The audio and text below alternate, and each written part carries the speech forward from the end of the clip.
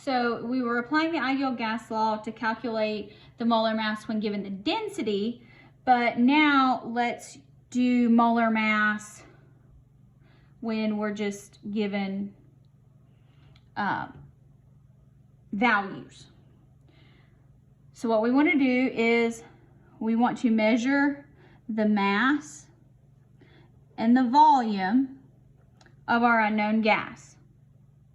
Then we're going to use our ideal gas law, so that would be PV equals nRT, PIVNR, and we need to determine the number of moles that are present. So that would be N equals RT over PV, if you prefer. And then we would divide our grams by moles. So our molar mass is grams per mole. Okay. So again, you can do this in several parts, or you can do it my way, which just uses one line. So I'll show you both ways. A sample of a gas has a mass that is 0.311 grams. There's its volume, has a temperature and a pressure. We want to find the molar mass. So, well, we can't be in Celsius, so let's convert to kelvins. It's always a good way to get partial credit. Make sure when you're doing gas laws, if you don't know where to start, just convert something to kelvins.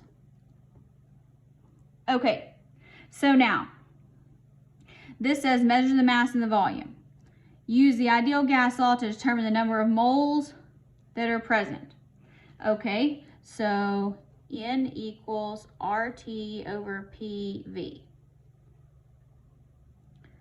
All right, so that's going to say 0.08206 liter atmospheres per mole Kelvin.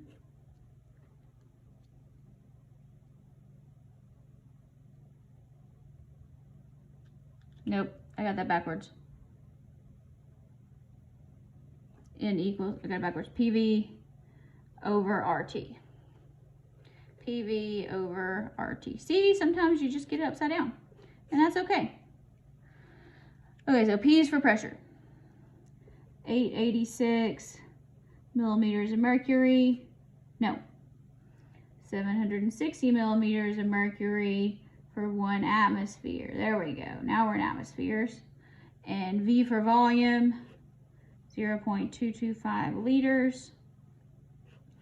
0.08206 liter atmospheres per mole Kelvin. And now we have 328 kelvins.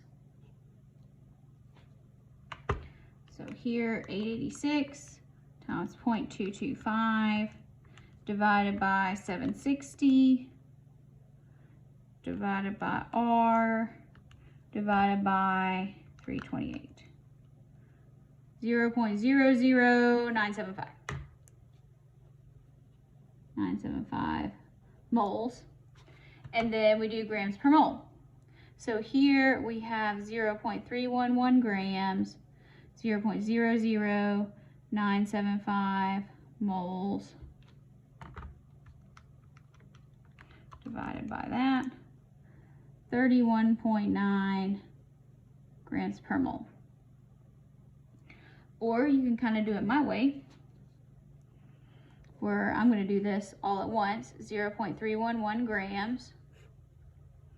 And then I know that I need moles in the bottom, so I'm going to do that with R, 0.8206 liter atmospheres per mole Kelvin.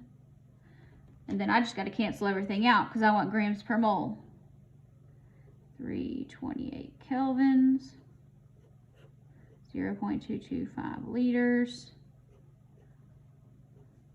and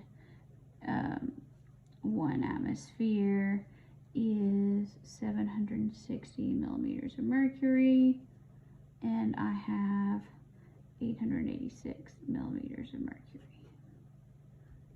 Okay, we should get the same answer.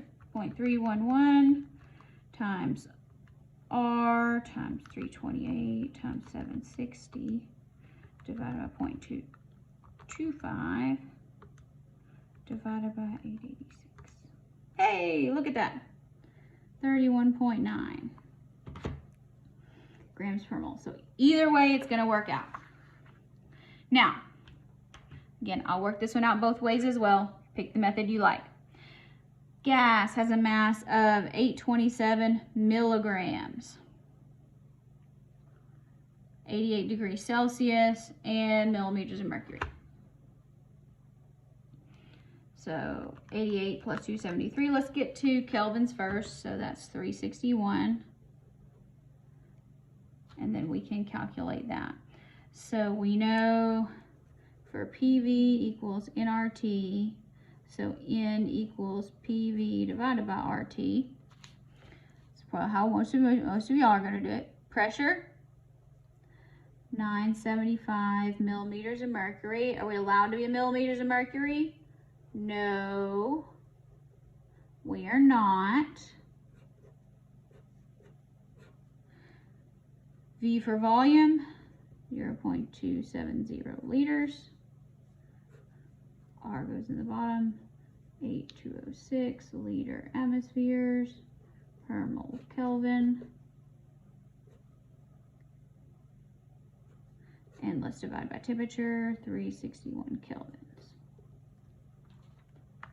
So 975 times 0.227 divided by 760 divided by R divided by 361. So 0.0117 moles. Now molar mass, remember molar mass, we want to be in grams per mole. And here we have 827 milligrams. So we know that there are 1,000 milligrams in 1 gram.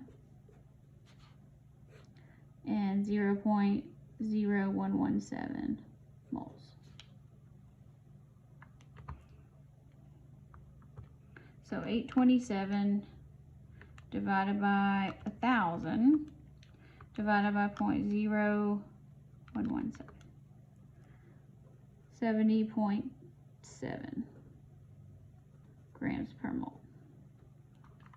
If you would like to do it my way using R and units, start with what you're given. 827 milligrams. Let's go ahead and convert to grams. And we want moles, so that would be 0.08206 liter atmospheres per mole Kelvin, because we want moles in the bottom, so grams per mole. Now we just got to cancel everything else out. 0.270 liters. Liters are gone. Kelvin, 361 kelvins. Those are gone. Atmospheres, 1 atmosphere, 760 millimeters of mercury. And here I have 975 millimeters of mercury. So that's gone, that's gone, that's gone. Grams per mole. 827 times R times 360, not minus, times 361 times 760 divided by 1,000 divided by 0.270 divided by 975. Look at that, 70.7. Pick the method that works for you.